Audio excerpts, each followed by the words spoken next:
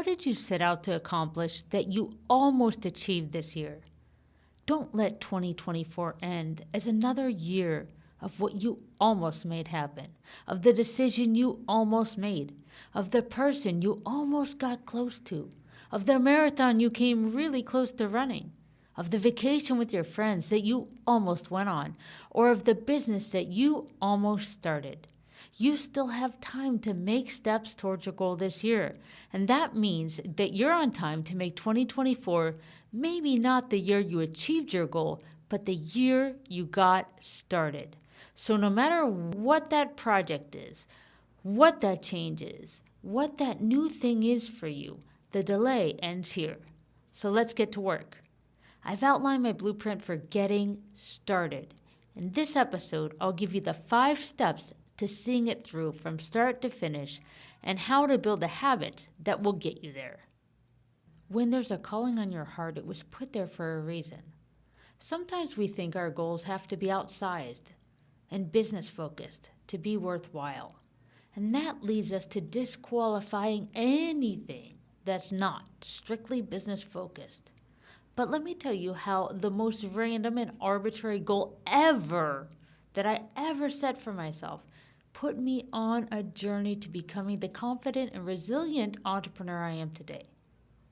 Sometime in 2015, I went to Trinidad on business, which is a Caribbean country about 7 miles off the northeast coast of Venezuela.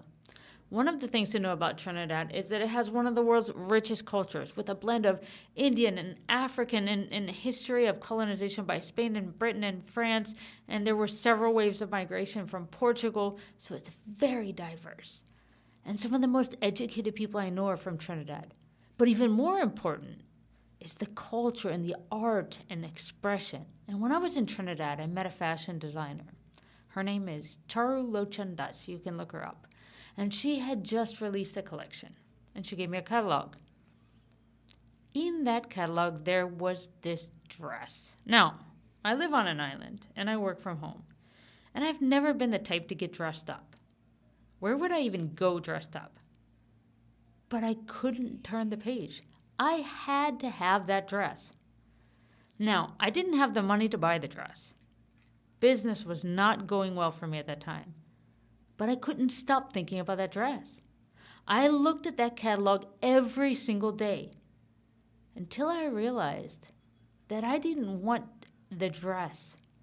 I wanted to become the type of woman that wore that dress. I wanted to be able to move in social circles where you could dress up like that, where I could be a woman with class and a mix of sophistication and the spiciness of life in the Caribbean. I wanted to be the woman standing on a staircase walking down to join the other ladies at a cocktail party, and that dress showing off my confidence, my health, my vitality. But there are a few things in the way. Like I said, I didn't have the money. But I also didn't have the courage to move into new circles. I'm an extreme introvert.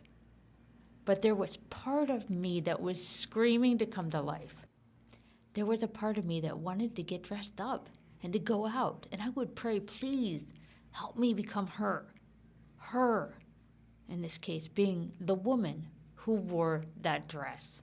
I could imagine myself speaking on stages to large audiences and then going to the reception in that dress.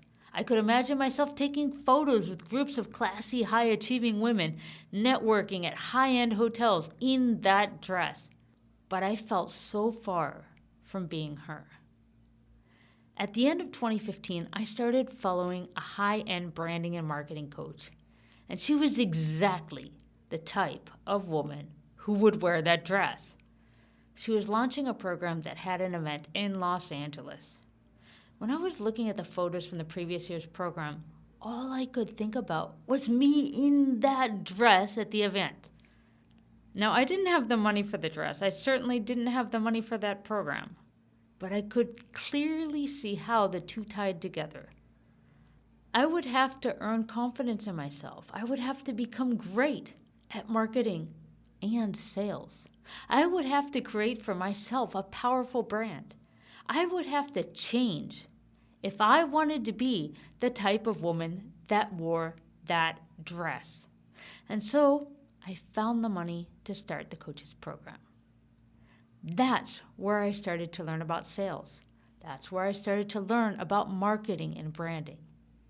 And as I was implementing, I had to be more out there, more visible. I had to stretch myself. I had to get uncomfortable. I had to do things every single day that I really did not want to do, like networking, meeting people for coffee, getting more visible on social media. I even began doing radio and television interviews, which I absolutely detested. It made me feel so uncomfortable. But every day I was taking action, meeting with people, sending emails to prospects, making calls. 2 weeks before the event in Los Angeles, I still didn't have the money to buy a ticket or a hotel, but I kept at it every day, consistently committing to becoming the woman that wore that dress. And as often happens in life, when you are being the person you're meant to be, the universe finds a way. I flew to Trinidad and was staying at a friend's house when a door opened up that got me a ticket to New York. I stopped on the way to the airport and bought that dress. I got a one-way ticket to Los Angeles on Delta Airlines with frequent flyer miles. And that night came when I wore that dress to the welcome cocktail.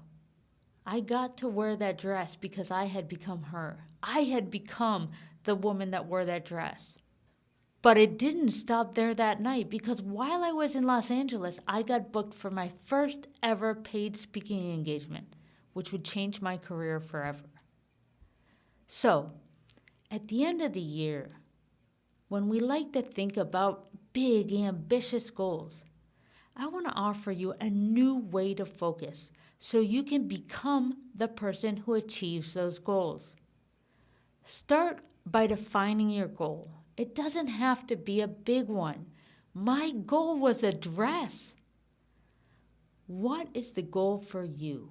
Is it taking a family vacation? Or having a better relationship with your children?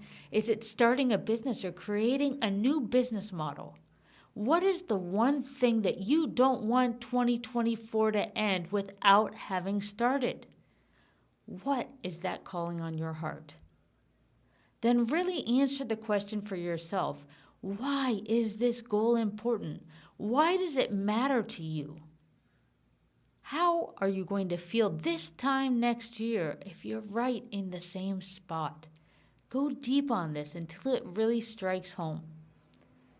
Third, look at who do you have to become to achieve that goal?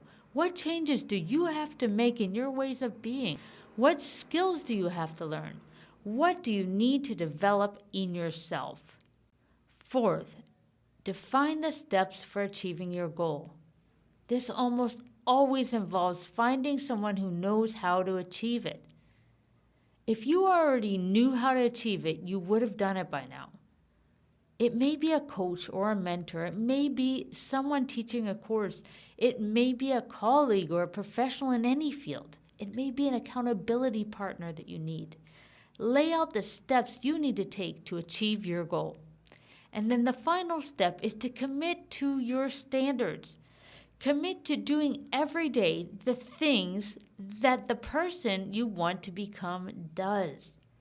I had to get out there and be visible and sell and do marketing and branding. Maybe for you it's a health goal. And maybe you need to track what you eat on a daily basis or get daily exercise. Or maybe it's a relationship goal and you need to spend more time being present with someone in your life. Whatever that goal is for you, what are the standards you're going to commit to in order to achieve it? Don't let this be another year that you almost got started. If you take those 5 steps now that I've outlined, you will always be able to remember 2024 as the year that you got started. I'm Melissa Marchand, grateful to support you with tactics at work for selling your services. And if you know someone else who can benefit from this, please share the episode.